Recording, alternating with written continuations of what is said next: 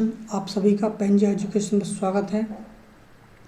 तो आज हम 2020 सीरीज़ का एपिसोड नंबर 3 स्टार्ट करते हैं। नेक्स्ट 20 क्वेश्चन है, ये आपके लिए बहुत ही इम्पोर्टेंट क्वेश्चन है। जितने भी इलेक्ट्रिकल के एग्ज़ाम हैं, इलेक्ट्रिकल इंजीनियरिंग से संबंधित जितने भी एग्ज़ाम हैं, उन सभी के लिए ये क्वेश्चन सीरीज़ बहुत ही लाभदायक साबित होने वाली है। तो कृपया इस सीरीज़ का सपोर्ट करें और इस चैनल को सब्सक्राइब करें और वीडियो को लाइक शेयर और इस चैनल को सब्सक्राइब ज़रूर करें। चलो वीडियो स्टार्ट करते हैं, क्लास को स्टार्ट करते हैं। तो हमारे पास पहला क्वेश्चन है हमारे पास the current is said to be direct current when it is. एक करंट को डायरेक्ट करंट कब कहते हैं? डायरेक्ट करंट कब कहा जाता है? Current is said to be direct current. Direct यानी कि डीसी करंट कब कहते हैं? सबसे पहले हमें क्वेश्चन को आराम से पढ़ना। एक current said to be direct current मैंने its magnitude remaining constant with time, magnitude change with time, direction change with time, magnitude and direction change with time. तो हमें पता है डीसी डायरेक्ट करंट किसे बोलते हैं?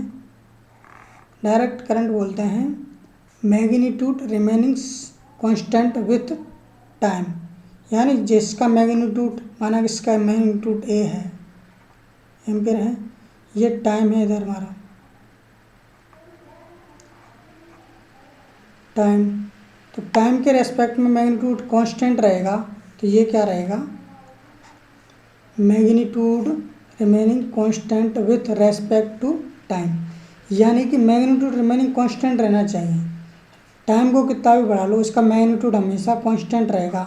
इसको बोलते हैं हम डायरेक्ट करंट। तो डायरेक्ट करंट किसको बोलते हैं? DC current.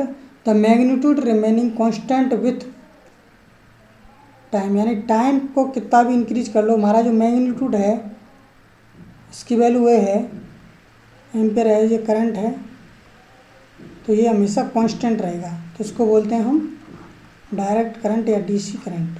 ठीक है। एसी करंट क्या होता है?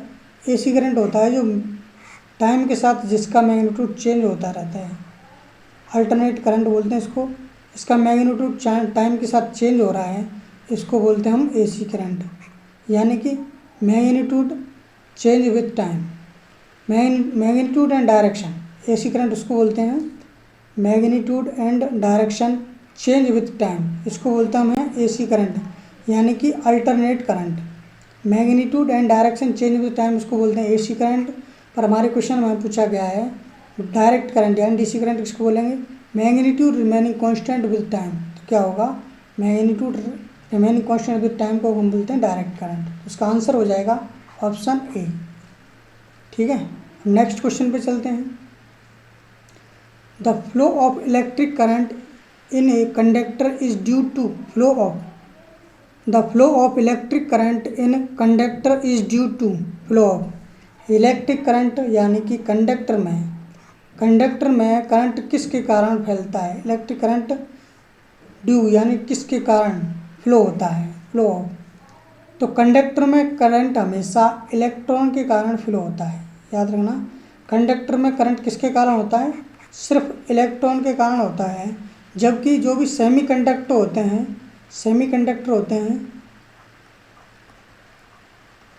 सेमीकंडक्टर में करंट किसके कारण फ्लो होता है? इलेक्ट्रॉन एंड होल के कारण। सेमीकंडक्टर में करंट फ्लो होता है इलेक्ट्रॉन और एंड होल के कारण। कंडक्टर में सिर्फ इलेक्ट्रॉन के कारण करंट फ्लो होता है। The flow of electric current in A semiconductor due two electron. तो ऑप्शन देखते हैं, electron, proton, electron and ion, charge particle. तो यहाँ पे पूछा गया हमें कंडक्टर में किसके कारण करंट फ्लो होता है? सिर्फ इलेक्ट्रॉन के कारण कंडक्टर में करंट फ्लो होता है। किसके कारण होता है? सिर्फ इलेक्ट्रॉन के कारण कंडक्टर में करंट फ्लो होता है। तो इसका ऑप्शन क्या हो जाएगा? Option A, conductor, electron. और सेमीकंडक्टर हमसे पूछा हुआ था, सेमीकंडक्टर किसके कारण होता है? सेमीकंडक्टर में करंट फ्लो होता है इलेक्ट्रॉन के कारण एंड होल के कारण। यही बताया था कि इलेक्ट्रॉन की जो डायरेक्शन होती है, इलेक्ट्रॉन इस डायरेक्शन में है तो करंट हमेशा उसके अपोजिट डायरेक्शन में फ्लो होता है। इलेक्ट्रॉन की डायरेक्शन जिस डायरेक्शन में फ्लो होता है, करंट हमेशा अपोजिट डायरेक्शन में फ्लो होता है। जबकि जो होल होते हैं, होल की डायरेक्शन और करंट की डायरेक्शन हमेशा सेम रहती है। होल जिस डायरेक्शन में फ्लो होंगे, इलेक्ट्रिक करंट उसी डायरेक्शन में फ्लो होगा। जब इलेक्ट्रॉन और करंट की डायरेक्शन क्या होती है, अपोजिट होती है। ठीक है, तो यहाँ पे हम क्वेश्चन को एक बार और पढ़ देते हैं। Flow of electric current in conductor is due to flow of electron. किसके कारण होता है, इलेक्ट्रॉन के कारण। अब हम नेक्स्ट क्वेश्चन पे चलते हैं। The 3 parallel resistive branch are connected across a DC supply. What will be the ratio of branch current I1, I2, I3 if the branch resistance are in ratio R1, R2, R3 2:4:6। यहाँ पे हमें दे रखा है 3 parallel resistance हैं। तो पहले सबसे पहले इसका आंसर 3:2:6, 2:4:6, 6:3:2, 6:2:4। तो हमें क्वेश्चन में क्या दे रखा है, 3 पैरेलल ब्रांच हैं। तो 3 पैरेलल ब्रांच बनाते हैं।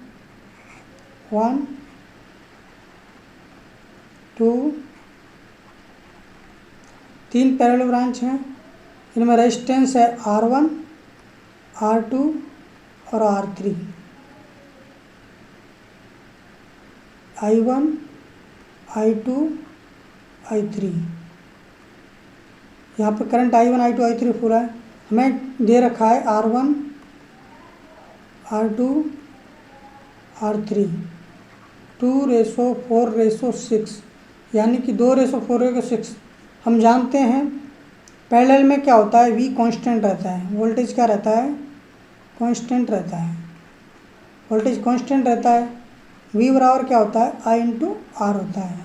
और V कांस्टेंट है तो I relation I inversely proportional to R हो जाता है। क्या हो जाता है, I inversely proportional to R हो जाता है। तो हमें निकालना क्या है, हमें निकालना है I1:I2, I1:I2, I3 हमें निकालना है। तो रिलेशंस हैं हमारे पास I प्रोपोर्शनल टू 1/R। तो I1 I2 I3 equal to क्या हो जाएगा, 1/R1, 1/R2, 1/R3। R1, R2, R3 की रेशो हमें दे रखे हैं, यहाँ पे उनकी वैल्यू पुट कर देते हैं।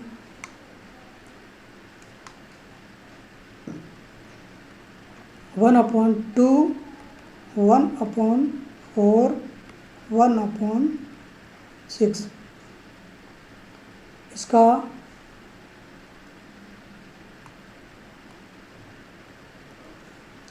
इसका एलसीएम लेते हैं तो कितना आ जाएगा, 12 आ जाएगा। तो यहाँ पे आ जाएगा 2, 6, 3, 2। तो I1, I2, I3 की वैल्यू रेशो क्या आ जाएगा, I1:I2, I3 बराबर 6:3:2। तो ऑप्शन कौन सा हो जाएगा, सी ऑप्शन हो जाएगा। हमारे पास आंसर क्या हो जाएगा, सी ऑप्शन। ठीक है, क्योंकि I और V कांस्टेंट है, पैरेलल में क्या हो जाता है, V कांस्टेंट रहता है। यहाँ पे V कांस्टेंट रहेगा तो I और R में रिलेशन हो जाएगा, I inversely proportional to R हो जाएगा। हमें R1, R2, R3 की वैल्यू है तो वो 2:4:6 है, रेशो में रख देते हैं यहाँ पे। तो यहाँ पे इसको सॉल्व करते हैं तो 6:3:2 आ जाएगा। ठीक है, नेक्स्ट क्वेश्चन पे चलते हैं।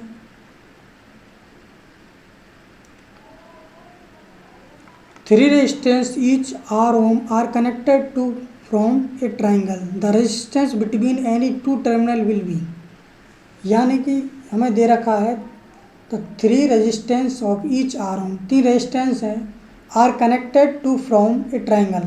3 रेजिस्टेंस हैं एक ट्राइंगल में कनेक्टेड है। किस में है, एक ट्राइंगल में 3 रेजिस्टेंस है ट्राइंगल में कनेक्टेड है, जिसकी वैल्यू है R, R, R। अब हमें पूछा क्या है, the resistance between any two terminal, माना कि ये दो टर्मिनल मान लेते हैं, इन दोनों के बीच में निकालना है ए और बी। तो आर ए बी निकालना है हमें। तो आर ए बी निकालने के लिए क्या होगा, ये दोनों सीरीज में हो जाएंगे। तो हमें पता है सीरीज में क्या हो जाता है, आर आर टू आर हो जाएगा। तो ये ऐसे हो जाएगा हमारे पास।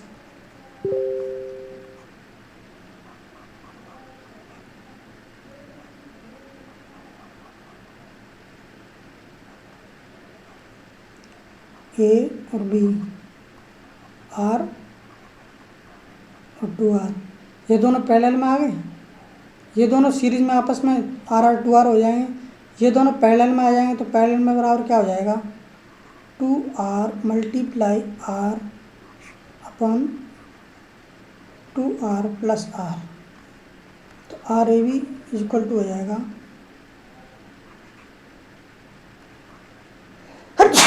Sorry 2r square upon 3r। R A B equal to क्या आ जाएगा, 2r अपॉन 3। कौन सा ऑप्शन है, R ohm, 3/2 R ohm, 3r ohm, 2/3 R ohm, 2/3 option D for Delhi, option D answer हो जाएगा। एक बार और देखते हैं।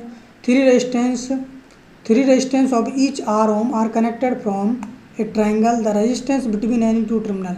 3 रेजिस्टेंस हैं, एक ट्राइंगल में, त्रिभुज में कनेक्टेड हैं, और 2 टर्मिनलों के बीच में हमें क्या निकालना है, रेजिस्टेंस निकालना है।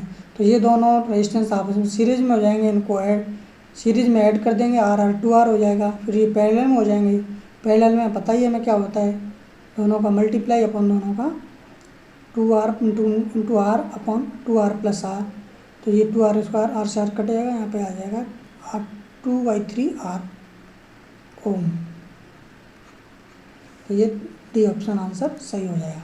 अब नेक्स्ट क्वेश्चन में चलते हैं। अगर क्वेश्चन आपको अच्छे से समझ में आ रहे हैं तो वीडियो को लाइक, शेयर और उस चैनल को सब्सक्राइब जरूर करें। ठीक है, नेक्स्ट क्वेश्चन में चलते हैं। If the number of branch in a network is B, branch क्या है, बी है। Number of node is N, number of node कितने हैं, एन है। Number of dependent loop L है। Then the number of independent node equation, independent node equation निकालने हैं। तो नंबर ऑफ ब्रांच हमारे पास कितनी है, नंबर ऑफ नोड कितनी है, नंबर ऑफ नोड कितने हमारे पास,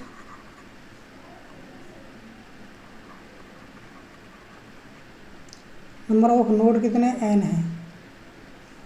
number of independent node equation हम जानते हैं, number of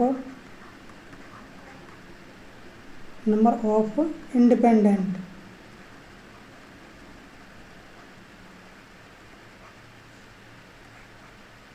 node equation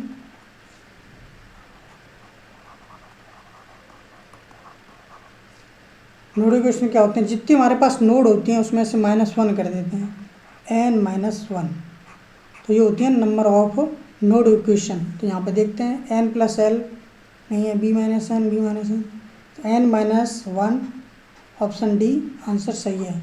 number of independent node equation क्या होते हैं, जितनी भी हमारे पास नोड होती हैं उसमें से -1 कर देते हैं तो वो आ जाते हैं number of node equation, number of independent node equation. तो हमारे पास ऑप्शन क्या हो जाएगा, n-1।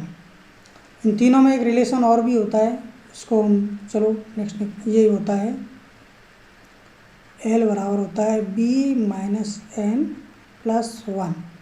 यहाँ l लूप है, b ब्रांच है, n नोड है।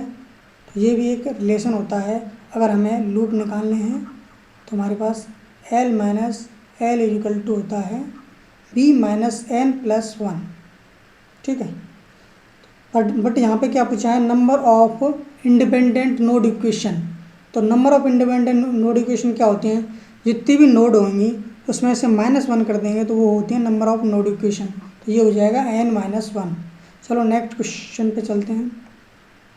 ए डिपेंडेंट सोर्स क्या होते हैं, डिपेंडेंट सोर्स हमारे पास 4 टाइप के होते हैं। एक तो होता है करंट डिपेंडेंट वोल्टेज सोर्स, एक वोल्टेज डिपेंडेंट वोल्टेज सोर्स, एक current dependent current source, voltage dependent voltage source. तो ये 4 टाइप के होते हैं। तो ये मे बी करंट सोर्स भी हो सकते हैं, मे बी वोल्टेज सोर्स भी हो सकते हैं। 4 टाइप के होते हैं, current dependent current source,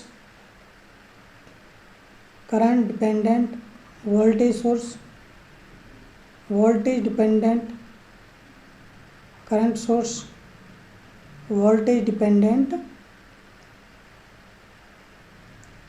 voltage source. तो ये 4 टाइप के होते हैं, ठीक है। तो ये डिपेंडेंट सोर्स होते हैं, ये करंट सोर्स भी होते हैं और वोल्टेज सोर्स भी होते हैं, ठीक है। Current dependent current source, current dependent voltage source, voltage dependent current source, voltage dependent voltage source. ये क्या हो सकते हैं, ऑप्शन देखते हैं। Dependent source may be current source और voltage source, it always voltage source, it always current source, neither a current source nor a voltage source. तो option A may be current source और voltage source ये हो सकते हैं, ठीक है। Next question पे चलते हैं। विच of the following statement परटेन the resistance only, यानी कि रजिस्टर के लिए कौन सा स्टेटमेंट सही है। Which of the following statement pertain a resistance only, इनमें रेजिस्टेंस के लिए कौन सा स्टेटमेंट सही है। They oppose the sudden change in voltage, नहीं। They oppose the sudden change in voltage, नहीं करते। They can act energy source store device, ये भी नहीं करते। They can dissipate desirable amount of power, none of these. The oppose the sudden change in voltage कौन करता है, ये करता है कैपेसिटर। क्या करता है, कैपेसिटर करता है। दे can act A energy store device, energy store device कौन होते हैं, इंडक्टर और कैपेसिटर होते हैं। दे can dissipate desirable amount of power, तो रेजिस्टेंस क्या करता है, डिसिपेट करता है डिजायरेबल अमाउंट ऑफ पावर, क्या करता है I²R, ये इसका काम होता है। तो ये रेजिस्टेंस का वर्क होता है। तो ये इसका ऑप्शन हो जाएगा सी फॉर चेन्नई, ठीक है। तो इसका आंसर हो जाएगा दे can dissipate desirable amount of power. Next question पे चलते हैं। Ohm's law is applicable, ohms law हमेशा किस पे एप्लीकेबल होता है, ओम्स लॉ हमेशा किस पे होता है, लीनियर सर्किट पे होता है। क्या उस पे होता है, लीनियर सर्किट, यानी कि सर्किट लीनियर होगा तो वहीं पे ओम्स लॉ अप्लाई होगा। ओम्स लॉ अप्लाई कहाँ पे होता है, जहाँ पे लीनियर सर्किट होता है वहीं पे ओम्स लॉ एप्लीकेबल होता है, ठीक है ना। तो ओम्स लॉ हम जानते हैं, V प्रोपोर्शनल I होता है, V इक्वल टू IR होता है। ये हमेशा किस पे वर्क करता है, ये लीनियर सर्किट पे वर्क करता है। लीनियर सर्किट होगा तभी ओम्स लॉ अप्लाई होगा। तो यहाँ पे सेमीकंडक्टर ये नॉन लीनियर है,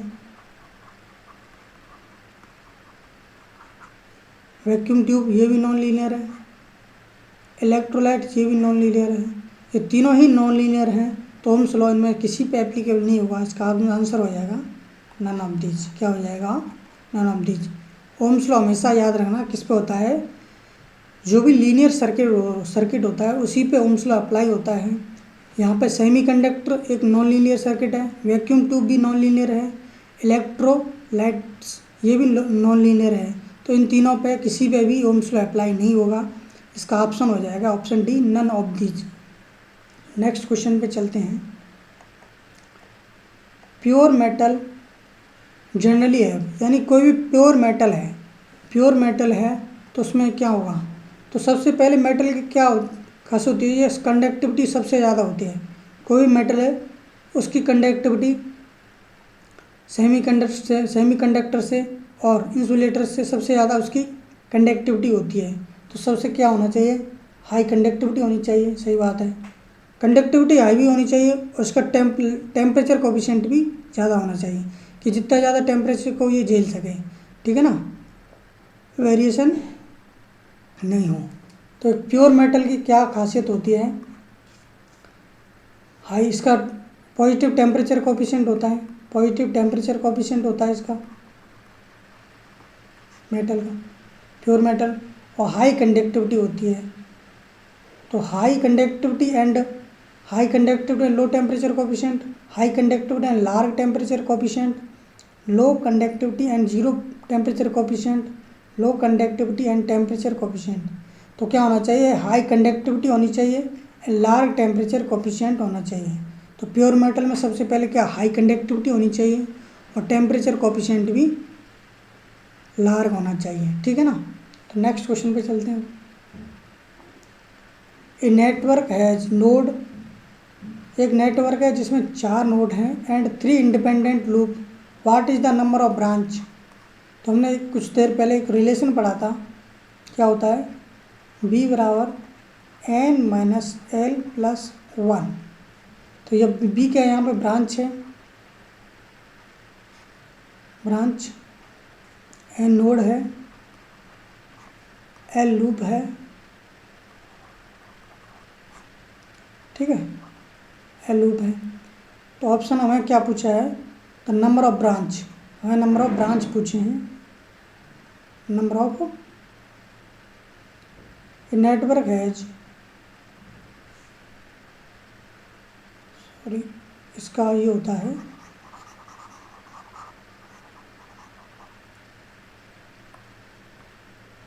l बराबर b-n+1, क्या होता है, लूप बराबर b-n+1, क्या होता है, b-n+1।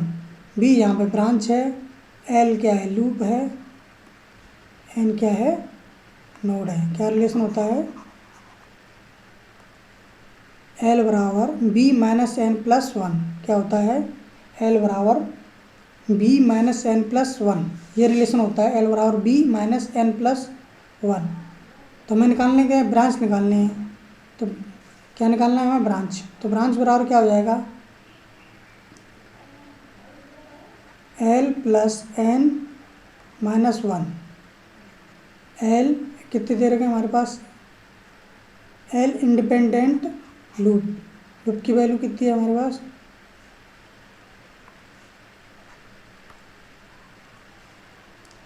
लूप 3 है, नंबर ऑफ नोड कितने हैं, 4 हैं, -1। तो हमारे पास पूछा गया ब्रांच, यानी b की वैल्यू निकालनी है।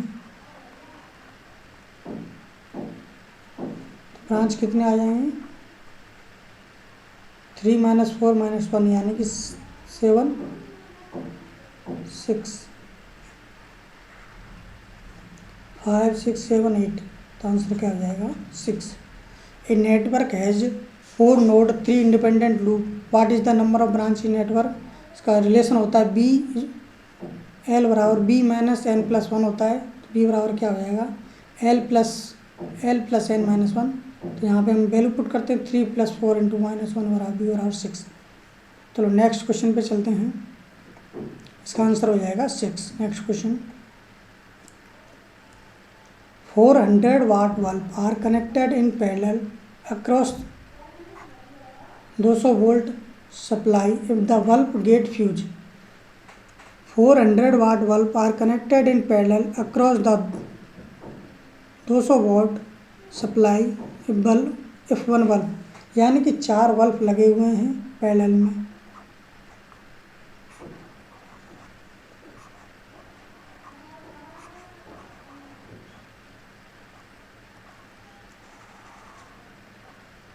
चार बल्ब कैसे कनेक्ट हुए, पैरेलल में कनेक्ट है। अब एक बल्ब फ्यूज होता है, तो हम जानते हैं पैरेलल में क्या होता है, इनकी वोल्टेज हमेशा सेम रहता है, और ये फ्यूज हो जाता है तो बाकी जो भी 3 हैं रेस्ट बचे हुए सेल हैं वो मतलब rest of the 3 bulb will be light, तीनों बल्ब जलेंगे, ठीक है। 100 वाट के बल्ब हैं ये। रेस्ट ऑफ द 3 बल्ब आज क्या होंगे, no bulb will be light, all the 4 bulb will be light, rest of the 3 bulb will be light, none of this. तो क्या होगा, rest of the 3 bulb will be light, यानी कि एक bulb तो फ्यूज हो गया, फ्यूज मतलब ओपन हो गया, यही पूरा ओपन हो गया, और 3 बल्ब पे की सप्लाई जाएगी, सही है जाएगी। तो ये आंसर क्या हो जाएगा, rest 3 bulb will be light. क्योंकि पैरेलल में अगर सीरीज में होता और एक बल्ब फ्यूज हो जाता तो एक भी बल्ब, अगर यही बल्ब सीरीज में होते, यही बल्ब सीरीज में होते, अगर एक ही बल्ब सीरीज में फ्यूज होता तो एक ही bulb no bulb will be light होता, कोई बल्ब जलता नहीं। जबकि पैरेलल में अगर कोई भी बल्ब फ्यूज हो जाता है तो बाकी रिमेनिंग बल्ब वो सारे जलते हैं, ठीक है ना, वो सारे क्या होंगे, लाइट करेंगे, क्या होंगे, the rest of the 3 bulb will be light. Next question पे चलते हैं। अगर क्वेश्चन आपको अच्छे से समझ में आ रहे हैं एक्सप्लेन, तो आप इस चैनल को सब्सक्राइब जरूर करें, ठीक है ना। नेक्स्ट क्वेश्चन पे चलते हैं। A 100 watt light bulb burn on average 10 hour. एक 100 वाट का बल्ब एवरेज 10 घंटे जलता है फॉर ए 1 वीक, यानी कि 1 वीक में, यानी कि 7 दिन में 10 घंटे एक 100 वाट का बल्ब जलता है। कितने वाट का, 100 वाट का बल्ब जलता है, ठीक है ना। तो हम जानते हैं एनर्जी बराबर क्या होती है, P into T, P power into time. तो पावर कितनी हो जाएगी 100 वाट, टाइम कितना है 10 आवर है, डे कितने हैं 7 डे, तो ये कितना हो गया 700 वाट आवर। ये एनर्जी होगी हमारे पास 700 वाट आवर। हम जानते हैं 1 यूनिट बराबर क्या होता है, 1 किलो वाट आवर। 1 यूनिट बराबर क्या होती है, 1 किलो वाट आवर होती है। 1 यूनिट बराबर 1 किलो वाट आवर। तो एनर्जी क्या हो जाएगी हमारे पास 1 यूनिट, तो यहाँ पे ये कितनी है 7 किलो वाट आवर। एनर्जी कितनी होगी 7 किलो वाट आवर। तो उसको हम क्या लिख सकते हैं, एनर्जी को 7 यूनिट। तो आंसर क्या हो जाएगा हमारे पास 7 unit. 7 unit 17 unit 0.7 unit 0.07 unit, तो कितना आ जाएगा, आंसर हो जाएगा 7 यूनिट, ठीक है। यानी 7 किलो वाट बराबर 7 यूनिट, यानी कि 1 यूनिट बराबर 1 किलो वाट आवर होता है। तो 7 किलो वाट आवर बराबर 7 unit. Option A answer. Next question, the element which are not capable of delivering energy by its own are known as. ऐसा कौन सा एलिमेंट है जो एनर्जी को डिलीवर नहीं कर सकता, उसको हम क्या बोलते हैं। तो ऐसा एलिमेंट को क्या बोलते हैं हम, एलिमेंट 2 टाइप के होते हैं, एक तो एक्टिव और एक होता है पैसिव। तो एक्टिव एलिमेंट वो होते हैं जो सप्लाई करते हैं, क्या करते हैं, एनर्जी को सप्लाई करते हैं, उनको बोलते हैं एक्टिव एलिमेंट। जबकि पैसिव एलिमेंट वो होते हैं जो एनर्जी को डिलीवर नहीं कर सकते, सप्लाई नहीं कर सकते, वो नॉट कैपेबल होते हैं। तो उनको क्या बोलते हैं हम, पैसिव एलिमेंट। क्या बोलते हैं उनको, पैसिव एलिमेंट। क्या बोलते हैं, पैसिव एलिमेंट। कौन से एलिमेंट होते हैं वो, पैसिव एलिमेंट, ठीक है। तो यहाँ पे क्या, unilateral element, non linear element, passive element, active element. तो the element which are not capable of delivering energy by its own known as passive element. क्या हो जाएंगे, पैसिव एलिमेंट, ठीक है। चलो नेक्स्ट क्वेश्चन पे चलते हैं। What is the term use to describe the ability of the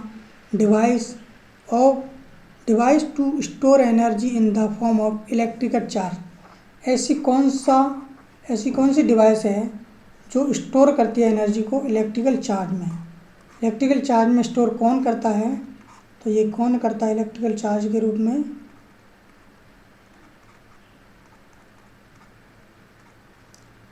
ये क्या होता है, क्यूब चार्ज होता है। तो उसको क्या बोलते हैं हम, कैपेसिटेंस। क्या बोलते हैं, कैपेसिटेंस, कैपेसिटर।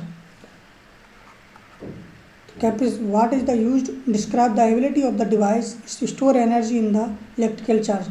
यानी कि एनर्जी को इलेक्ट्रिकल चार्ज के रूप में स्टोर करने वाली कौन सी डिवाइस है, तो वो होती है कैपेसिटर। कैपेसिटेंस क्या होती है, कैपेसिटर या कैपेसिटेंस वो डिवाइस है जो एनर्जी को स्टोर करती है इलेक्ट्रिकल चार्ज के रूप में। कैपेसिटर क्या है, एक चार्ज को स्टोर करने का, चार्ज स्टोर करता है किसके फॉर्म में, एनर्जी के रूप में। तो कैपेसिटर इसका आंसर हो जाएगा, डी फॉर डेली आंसर हो जाएगा। नेक्स्ट क्वेश्चन पे चलते हैं। Henry is the unit of measurement for which of the following property. इनमें से हेनरी किसकी यूनिट है? Henry is the unit of measuring for the which of the following properties. तो रिएक्टेंस की यूनिट क्या होती है? ओम होती है। कैपेसिटेंस की फैराड होती है। रेजिस्टेंस की भी ओम होती है। इंडक्टेंस की होती है हेनरी।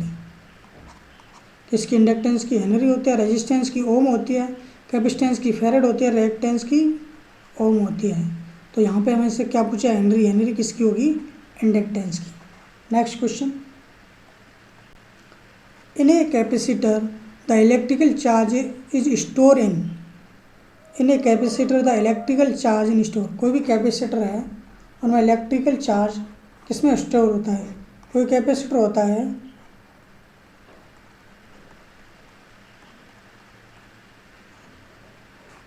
तो ये इलेक्ट्रिकल चार्ज यहाँ पे क्या होता है? यहाँ पे क्या होता है? बीच में डाइलेक्ट्रिक। क्या होता है? ये डाइलेक्ट्रिक होता है। तो ये क्या? In a capacitor the electrical charge store in किसमें होता है? Dielectric. Dielectric metal plate, dielectric as well metal plate, neither dielectric nor metal plate किसमें होता है? तो ये बीच में क्या होता है? डाइलेक्ट्रिक होता है। क्या होता है? डाइलेक्ट्रिक। ठीक है ना। तो capacitor the electrical charge in store, capacitor किसमें स्टोर करता है? डाइलेक्ट्रिक में। ठीक है ना। The capacitor is the electric charge store in dielectric. Next question, what will be the capacity of the four capacitor of equal capacity C and connected in series। चार capacitor है हमारे पास, वो सीरीज में connected हैं। what will the capacity of the four capacitor of equal capacity, तीनों की capacitance कितनी है? C। हमें क्या निकालना है? सी इक्विवेलेंट निकालना है। तो सी इक्विवेलेंट क्या होगा? सीरीज में है, तो हम सीरीज में क्या करेंगे? जितने और सेम वैल्यू है तो डायरेक्ट हम उसका कितने 1 2 3 4 तो 4 का भाग दे देते हैं। C/4 इसका आंसर हो जाएगा। या फिर हम ऐसे भी निकाल सकते हैं 1/C equivalent 1/C plus 1/C। तो C इक्विवेलेंट बराबर आ जाएगा C/4। तो जैसा आपको अच्छा लगे वैसा आप निकाल सकते हैं। तो C/4 क्या आंसर हो जाएगा इसका? बॉम्बे B4, बॉम्बे answer C/4। What will the capacity of the four capacitor of equal capacity C when connected in series. तो सीरीज में क्या हो जाएगी? C/4 बी आंसर हो जाएगा। Next question, how will be the total capacitance change when the two capacitor are connected in parallel. अगर दो capacitor parallel में हैं, दो कैपेसिटर हैं हमारे पास, वो पैरेलल में हैं, एक C1 है एक C2 है, तो टोटल कैपेसिटेंस में C टोटल पे क्या फ़र्क पड़ेगा? हम जानते हैं पैरेलल में कैपेसिटेंस क्या हो जाती है? C1 = C2। तो ये ऐड हो रही है, ऐड हो जाती हैं तो ये क्या हो रही है? इंक्रीज हो रही है। क्या हो रही है? इंक्रीज। यानी कि पैरेलल में कैपेसिटेंस, टोटल कैपेसिटेंस इंक्रीज हो जाती है। तो टोटल कैपेसिटेंस इंक्रीज सही है। Total capacitance decrease no. The mean value given the new capacitance no. The total capacitance is found by the reciprocal नहीं। तो total capacitance increase, total capacitance क्या हो जाएगी? सॉरी, टोटल कैपेसिटेंस क्या हो जाएगी? इंक्रीज हो जाएगी। अगर कैपेसिटर किस में है?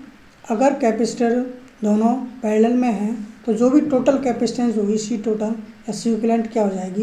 इंक्रीज हो जाएगी। तो इसका आंसर 4A हो जाएगा। ठीक है ना। The total capacitance is increase, the total capacitance increase.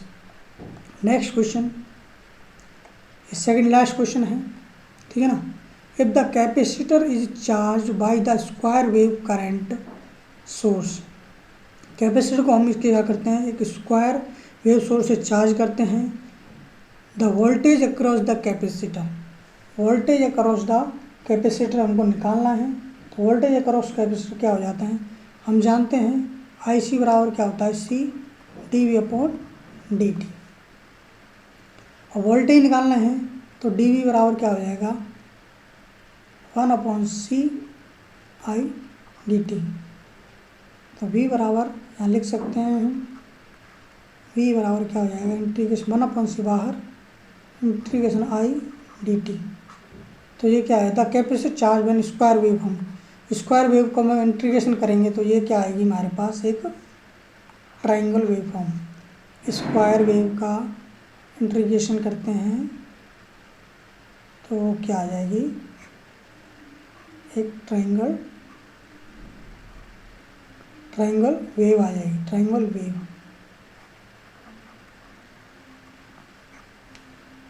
Square wave, एक ट्राइंगल वेव, स्टेप फंक्शन 0, तो क्या आ जाएगी, एक triangular wave. If a capacitor charge when square wave current source square wave है तो वोल्टेज अक्रॉस कैपेसिटर क्या हो जाएगी, एक ट्राइंगुलर वेव आ जाएगी। तो इसका ऑप्शन आ जाएगा बी, पेपर फॉर्म में इसका आंसर हो जाएगा। ठीक है, तो ट्राइंगुलर वेव आंसर हो जाएगा। अब लास्ट क्वेश्चन है, और क्वेश्चन आपको अच्छे लग रहे हों, क्वेश्चन नए क्वेश्चन लग रहे हों तो सीरीज को जितना सपोर्ट करोगे उतना ही आप पे इलेक्ट्रिकल के जितने भी एग्जाम हैं, एसएससी जेईई और स्टेट एएनजेईई सभी के लिए इम्पोर्टेंट है, तो इसको ज़रूर लाइक करें। और नेक्स्ट लास्ट क्वेश्चन आने वाला है 20 क्वेश्चन, उसको ज़रूर देखें और वीडियो को कंप्लीट देखना है। ठीक है ना। Next question, a capacitor of the 40 microfarad is charge to a potential difference of 500 volt. The charge acquired by the capacitor in coulomb, यानी कि कितना कूलाम चार्ज एक्वायर किया है कैपेसिटर ने। अगर एक 40 माइक्रोफैराड का कैपेसिटर है, उसका पोटेंशियल डिफरेंस कितना है, 500 वोल्ट है। तो हम जानते हैं V बराबर क्या होता है,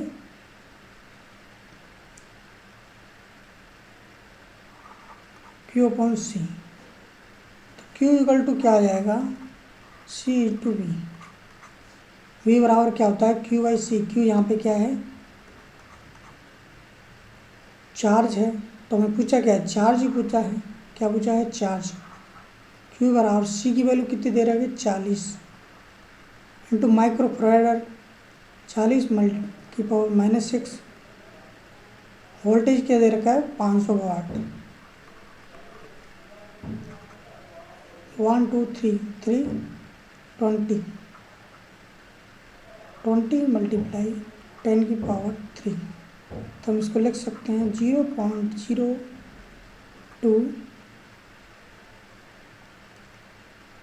कूलाम। तो ये कितना आ जाएगा, 0.22 तो डी फॉर दिल्ली आंसर हो जाएगा। इसका आंसर क्या आ जाएगा, कितना चार्ज है कूलाम,